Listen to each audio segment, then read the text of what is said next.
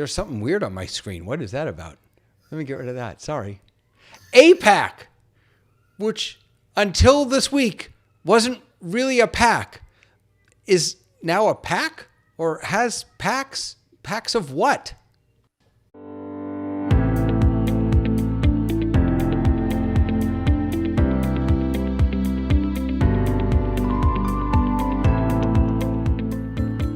Hey, everybody. Oh, Rabbi Litwak, you're going to have to help me with this. For years, AIPAC was, to me, a pack. And now I learn that now they have packs. There has been a pretty monumental shift, I think, in the way one of the... I didn't say hello to anyone, but sorry, I just jumped right in. Because we're so excited about this topic. I don't know if we're excited or terrified by it. But, I mean, it really is a monumental shift in one of the largest, most powerful organizations. Pro-Israel lobby organizations. And I would say, by the way, having been, I know you have also, to a number of their conferences, I mean, just...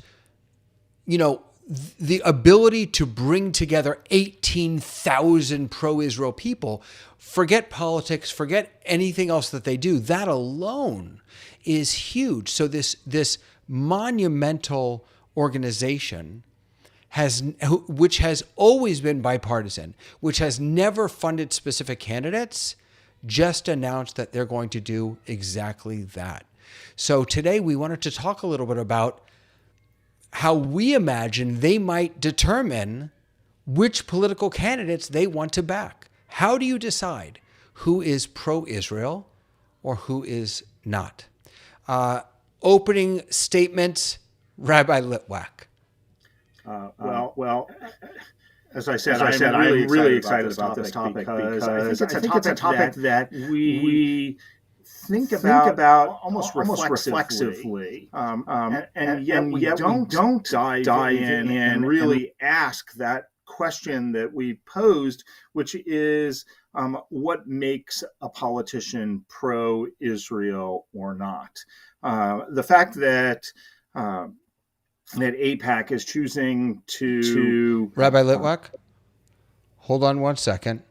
Marty Oppenheimer, who's my favorite person in the world, just told us that you're echoing, and that is my fault. And now, Marty Oppenheimer, it should be better. I apologize, Rabbi. Go for it. Coming right back.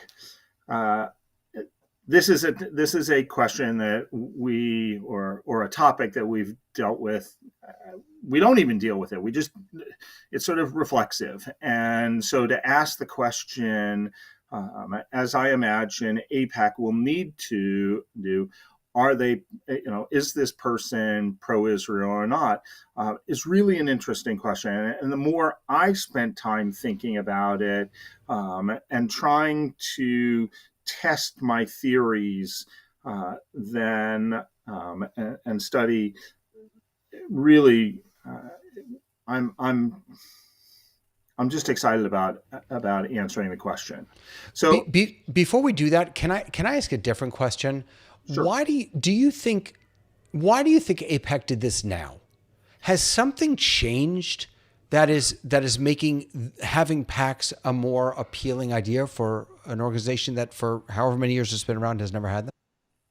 Well, I think that the landscape has changed, and I think that as much as we'd like to think otherwise, money talks, and so Israel or AIPAC has always been a pro-Israel lobbying, and their additional arm, their educational arm, has been all about helping people understand Israel and its complexity and its beauty.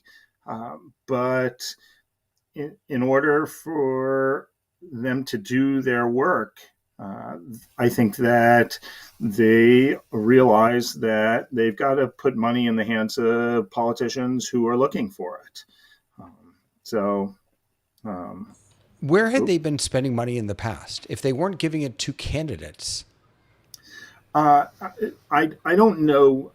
Truthfully, this is conjecture on my part. I think a lot of it was helping people understand, educating people. Um, that it's well known that many Democrats and Republicans cross the aisle would go on these educational Right, the trips. Israel Um, trips, yeah. and help people understand what's going on, sort of on the ground in Israel, Yep. um, helping uh, people understand where's technology and where's medicine and where all of these industries. How do we encourage people to? How do we encourage the government to support Israel through security and other issues that are important to Israel? Great. All right, so let's dive into it then. So, I will list a group of different lawmakers, and you tell me if they are pro-Israel or not, and Oh, I and can't do why. that. I can't do that. Right. Well, let me just throw some All right, names out for people to think about, and then we can, of course, talk more broadly. Ilhan Omar from Minnesota, Rashiba Tlaib, from Michigan, Representative Paul Gosar from Arizona, who's a member of the House Republican Israel Caucus. How about Rand Paul, who apparently just blocked $2 billion of funding for Iron Dome? Former President Trump, who many claimed was the greatest friend of Israel ever, who just implied that Mr. Netanyahu should, f off or whatever. How do we decide that politicians are either for or not for the state of Israel in the way we want them to be? right. So here's my opening thoughts. I think that there are going to be three things that I want to talk about, right? And in some way, and I think we'll probably come to this. I'm coming from an American standpoint, but I'm also trying to, as somebody who loves Israel and who spent a lot of time in Israel, I want to think about how Israelis might see whether somebody is pro-Israel or not. I think there could be a difference there. So let As me, I remember, a lot of Israelis loved President Trump. for sure, for Yeah. sure. And I think that there are things that would define him as pro-Israel Yep. that we could point to. So probably the first is going to be the notion of taking Israel's concerns around security seriously. Okay? It's the expectation that I would have of a politician is that um, they're going to listen to what Israel is thinking about and feeling. They don't have to agree. I mean, I think we can look at Iran, and there's plenty to discuss whether we should go this way or go that way. But Israel sees, right, and I happen to agree, but I can understand that people may not, that Iran is an existential threat to Israel's security. And so, therefore, for somebody to be pro Israel, I think they need to be able to hear Israel's concerns. We don't need people. We don't need the United States. And I shouldn't. I guess I'm speaking in terms of Israel. Israel doesn't need the United States to paternalistically take over Israel's security concerns according to American needs. I think it is, and this is going to be on the surface of what I want to get to shortly. I think it is recognizing that Israel has concerns, particularly around security, and that somebody has to take those seriously, has to listen and hear that. That's the first thing. The Can I can second, I just can I just add, Rabbi, that as you were talking about Iran, I started to think back to when there were raging debates about the release of all that money, and how AIPAC took a really strong stand against that, and other people were in favor of it. And it seems to me that what you're saying is you don't have to being in favor of the peace treaty with Iran, not peace treaty, the what was it? joint, yeah, the Whatever, joint agreement. yeah, the agreement. Being in favor of that or being against it, neither of those is a litmus test saying that you support Israel. The key piece, it seems to me, based on what you just said, is understanding that Israel has the right to be for or against that Yes, agreement. and taking that seriously and being willing to really hear.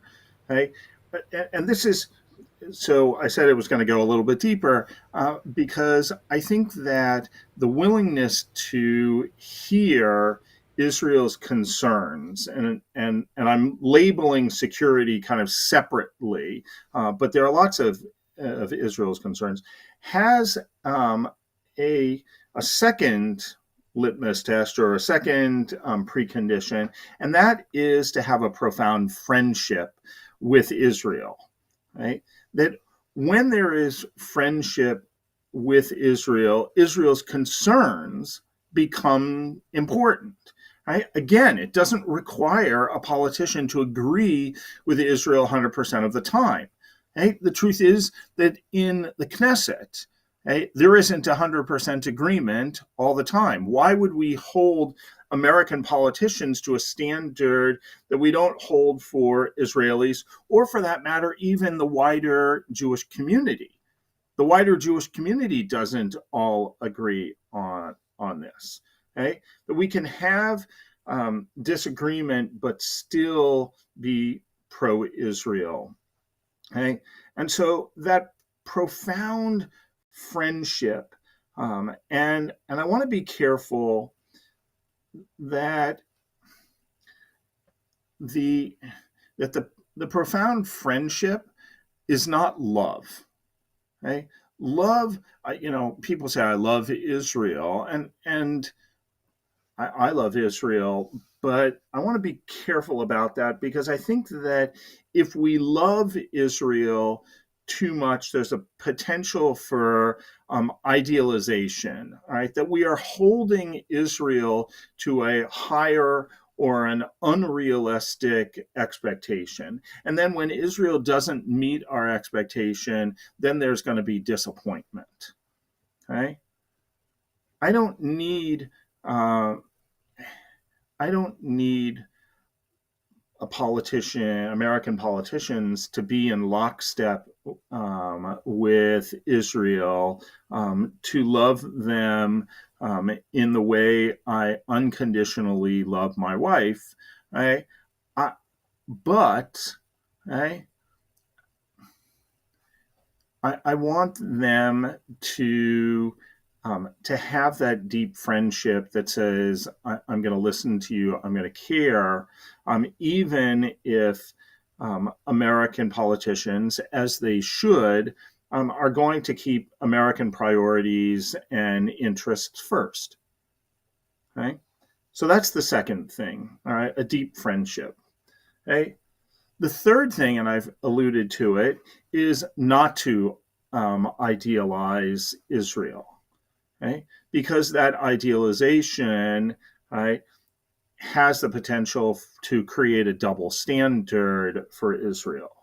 Right? That we hold Israel up in ways that are unrealistic. So my three sort of preconditions, okay, and you can see there isn't a specific litmus test. Okay? The three: take Israel's security concerns seriously, have a profound friendship with Israel, and then not to idealize the state. That all okay. But what about the brass tacks, right? What about funding Iron Dome? What about supporting particular Israeli politicians, right? If there is a perception that a U.S. politician is either friendlier or less friendly to a particular Israeli politician, the prime minister, is that not evidence of the U.S. politician deserving or not deserving our support? Should they not show unyielding fidelity to the Israeli government? Or is it okay to say, no, that's not okay. That's not right. The choices they're making. Look, I think my pro-Israel credentials are pretty solid. I'm going to feel pretty good about that, right? And yet, I don't think that I'm saying anything out of turn or anything surprising for anybody who has ever listened to me. That I had deep disagreements with the previous prime minister, Prime Minister Netanyahu. Okay, that didn't mean that I didn't support him, support at the same time that I was saying to him, I am your friend. And as your friend, I'm going to tell you, because I'm your friend, that I think you are doing something wrong. That's what friends do. Okay. And if we are not speaking to Israel as our friend, okay, and asking them to be better in the same way as I would expect others to ask us to be better, then that's not the deep friendship. There isn't a deep friendship there. So So there are lots of U.S. politicians who call Israel out pretty regularly. I mean, I think yeah, Elon. Ilhan, yeah, Omer. Yeah. Thank you. Forgive me for destroying her name. I think she's perhaps a bit of a radical example, but a lot of the arguments that she makes, a lot of other politicians are making, and they are branded as anti-Israel. Yeah, because I think that they don't. I think that they don't hit the other two. Right? What do you mean? Meaning that they don't take Israel's security concerns seriously. Oh, Right? okay. They're willing, So it's a package deal. Yeah. and they idealize Israel and hold Israel to standards that they don't hold the Palestinians to. Right? So if it is purely one-sided that says Israel is the aggressor, and there's no discussion about whether Palestinian terrorism in some way plays a role in any of this, then that's not pro-Israel. Right. Right?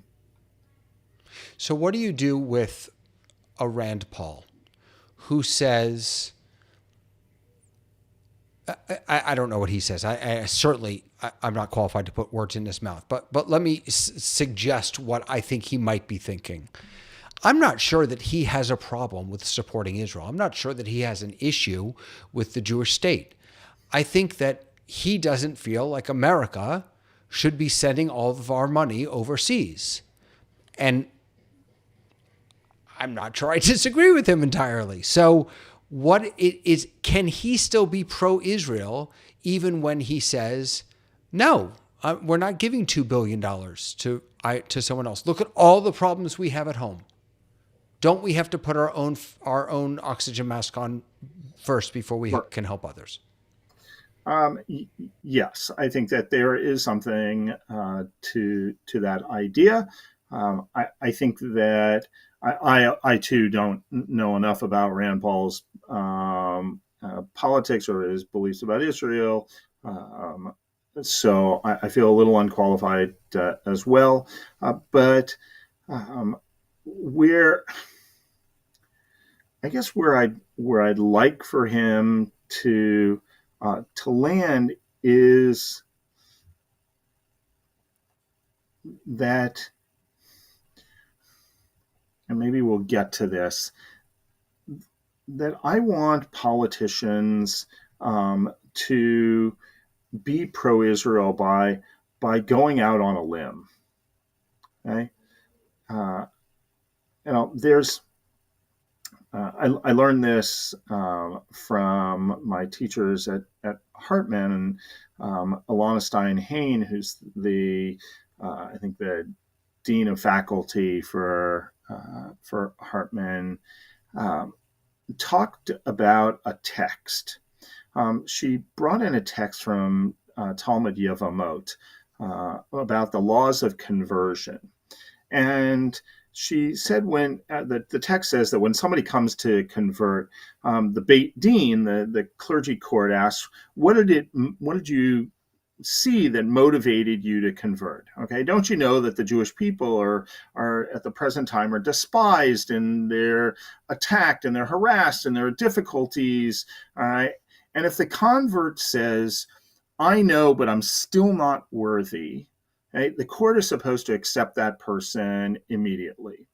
Okay, and what Alana Stein-Hain talked about is that if you want to be pro-Israel, right, you need to be able to say, warts and all, I identify with this group, even though it means that there are going to be people who are going to attack me for it, right? Or I can't be in places that I used to be. Okay, so in some way, I want people to understand and identify with the Jewish people and with Israel, even if it impacts them in a negative way, right? And then, okay, um, the text goes on to say that once you accept them, you're supposed to teach some of the easier mitzvot, some of the harder mitzvot, right? And in this case, right, what is that telling us, or what is that teaching us? It's that if you are to be pro-Israel, you need to share some of our values, okay? And security is one of those values. Self-preservation is one of those values. Now, if we can, I guess, argue, right, whether Iron Dome is, the way to secure Israel's borders or preserve Israel, right?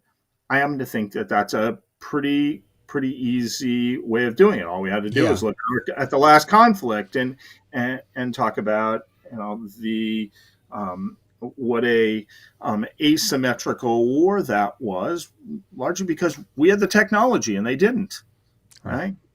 right? Um, Can, can I just, we have some friends of ours watching, and I just want to bring them up because they're making some really interesting points. So Marty is asking, and I think he's right on here, right?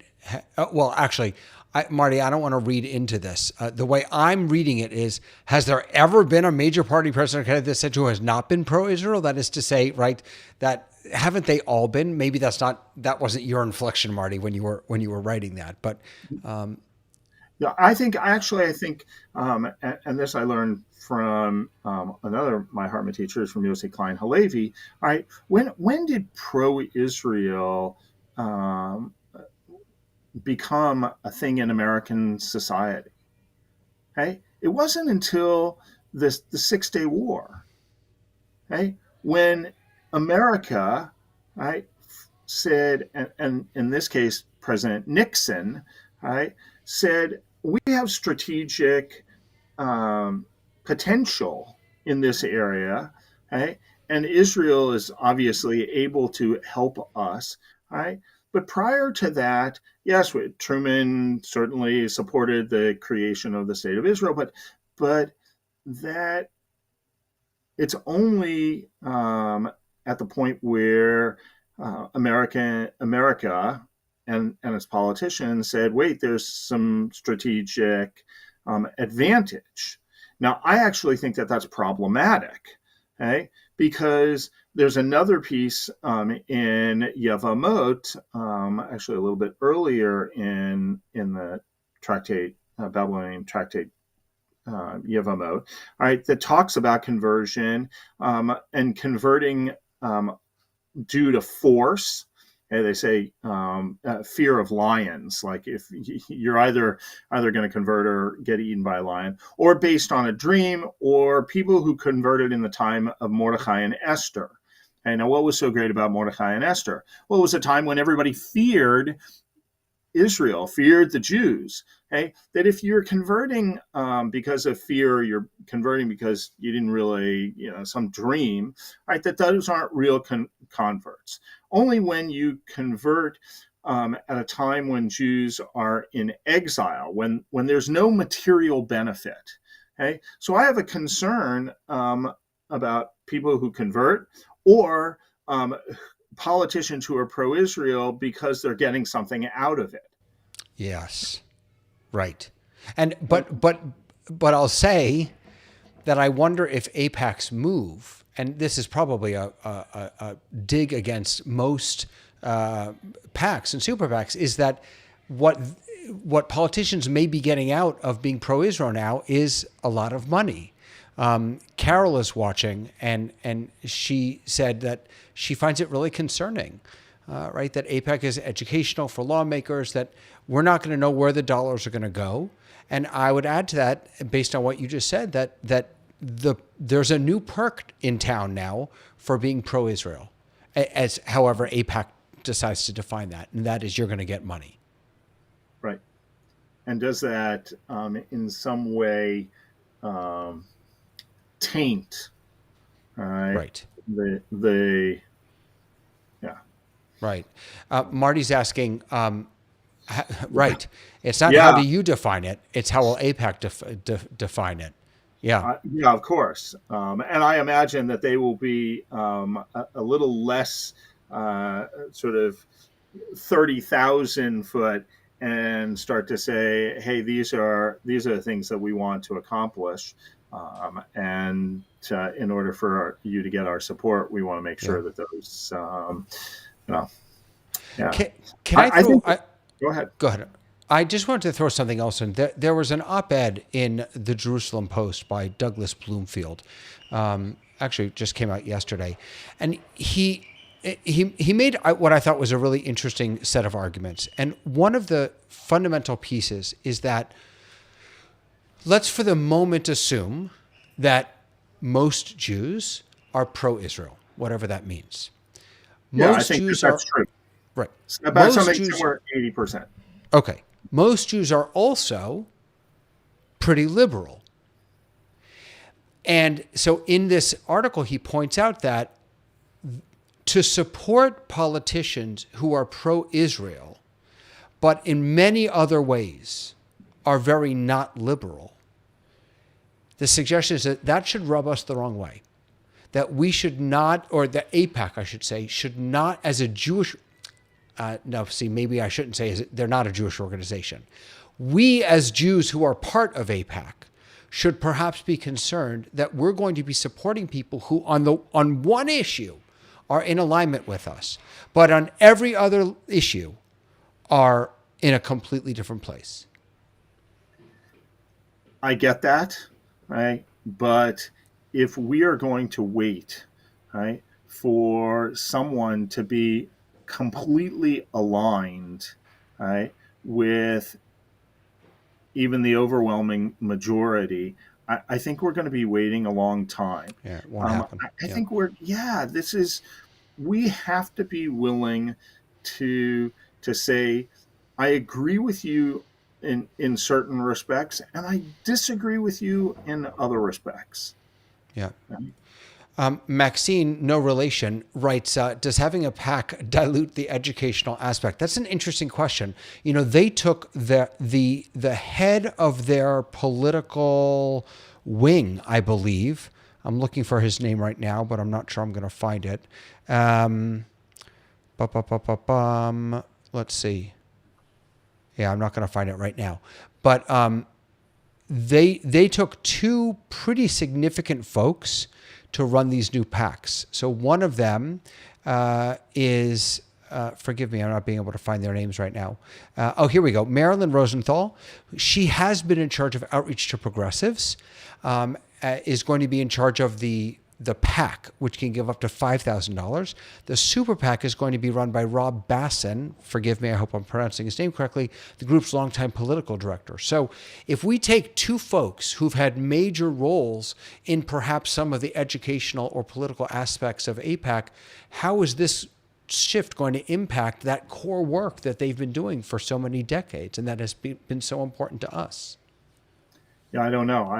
I think it will be an interesting thing to watch, and I think that there may be consequences that are unintended or not thought about or not anticipated. Yeah. We don't know. By the way, you said before, you talked about the sort of the kavanah behind politicians being pro-Israel, right? And that if they're doing it for their own sake, for their own benefit, then that's not really, that's not what we're looking for. And I mentioned at the top of the show former President Trump, and so I just want to, because I think this is a good example of what you were talking about.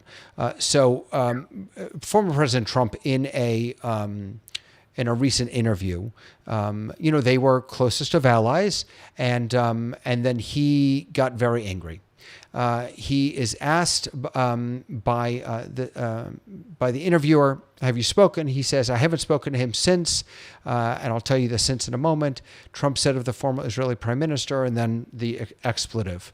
The reason that he's so upset is that he says the first person, this is former President Trump, the first person that congratulated Biden was Bibi Netanyahu, the man that I did more for than any other person I dealt with. Bibi could have stayed quiet. He has made a terrible mistake. So I have to wonder, Trump was hailed as very pro-Israel, and I think he did a lot of good things for Israel. But was that really just about him, as, forgive me, most things are? Yeah, I think that this was, as long as you're doing things for me, then I'll support you, and otherwise, F off. Yeah. And I don't want politicians to be friends when it's in their interest or when times are good. All right. Being pro-Israel is putting something on the table when you don't have to. Okay. When you're not getting something out of it, okay? And whether he believes that he won the election or didn't win the election, if he cared about Israel, okay, of course he's going to want America to have a deep and abiding friendship with Israel, and so it should be expected on Trump's part that Netanyahu would, of course, be there and reach out and congratulate the new president, because that's what politicians do. That's what friends do. Right? Yeah. And it wasn't Netanyahu, I am a friend of President Trump and President Trump only. I am a friend to America, and America chose a different leader. And so therefore, in the same way as you asked of me, that there are going to be leaders in Israel that I'm not going to agree with, right? And I'm still going to be supportive of Israel. I'm still going to travel there. I'm still going to stand up and shout from the rooftop when I disagree. Okay? I would want the same. Yeah. I want to thank Darren for offering some clarification, not only on who's going to lead these, but that the super PACs have unlimited spending, but they I don't know if it's aren't supposed to, or if they actually don't give directly to candidates, whereas the PACs can give directly to candidates. And lastly, Rabbi, and I'll give you the last word after this, but first of all, Carol and Darren and Marty and Christo and everyone who's watching and engaging. Thank you. This is so much more fun for us. Way more fun when we hear your voices and when you ask questions and when you put your thoughts in. So come back, share it, keep it up. Fantastic. And Carol asks if maybe we want to reach out to someone from APAC to talk a little bit with us about this new stance, this new direction. What do you think? I think it'd be great. It'd be terrific. It's a great idea. I think both of us probably know a few people over at APAC. We can certainly APAC down here in Florida. We can reach out. Rabbi, I'm being aware of your time. Last thoughts or things we left off, or well, I think the notion of taking Israel's security seriously, having a profound friendship with Israel, and not idealizing Israel are all good preconditions. I did want to just acknowledge that I think being pro-Israel is part of an internal Jewish conversation that may show some difference if we are talking to American Jews or if we're talking to Israeli Jews. That when it comes to security, American Jews have multiple allegiances. Israeli Jews only have one. Okay, it's security of their own state, and that how we live out our Judaism is going to be different whether we are in the diaspora or whether we're in the land of Israel. That American Jews certainly see Tikkun Olam as at the top of their list, and so to emphasize things like equality and human rights might lead us to different conclusions than Israelis who put security at the top of their list, and therefore may look at what's going on with the Palestinians in a very different way.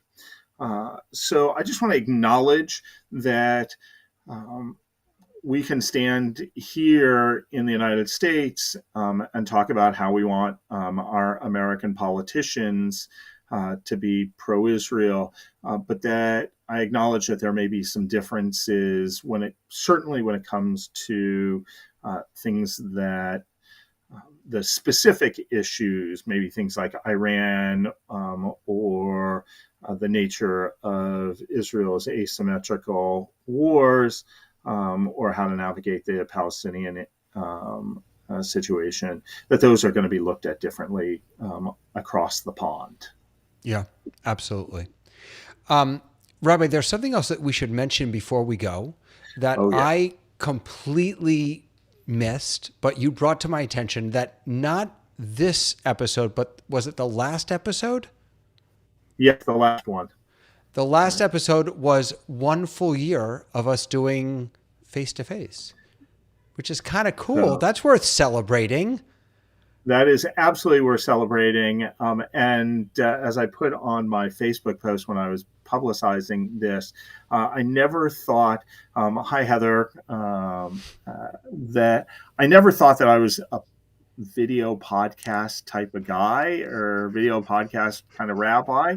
But I have come to love this, and I think it's a valuable part of my rabbinate. It's a way of getting my thinking out there. I want to particularly acknowledge my teachers, like Danielle Hartman and Yossi Klein Halevi, Alana Stein-Hain from the Hartman Institute, who really so much of what I was thinking about today and shared with you are B'Shem Rehem, Omram, in their words, they were guiding me in this. So thank you to them. Amazing. And thank you, Rabbi David, for you are so welcome. Yeah, by the way, if any of you really do want to do some deep learning about Israel, about anything, but Israel in particular, the Hartman Institute is an amazing, amazing resource of Right. learning. And Just fantastic. as we are celebrating our 1 year and heading into our next year, if you are watching this now or you're watching it in the future, and you want to offer up an idea about what you'd like for us to talk about, we're very happy and Yeah. very willing to receive those. You can reach us at Temple Sinai. Or just Thank you leave it very in much. or just leave it in the comments. I was actually That's right. literally just going to say that. I was just going to say Yeah. that. Absolutely. Let us know what you'd like us to talk. We are not going to be here next week, and we're not going to be here the week after because we do this on the 2nd and the 4th, and this is one of those weird months with 5 weeks in it. So we actually have a 2-week break. We'll be back on January 13th. Until then, Happy New Year, everybody, and Shabbat Shalom. Bye. Watch them.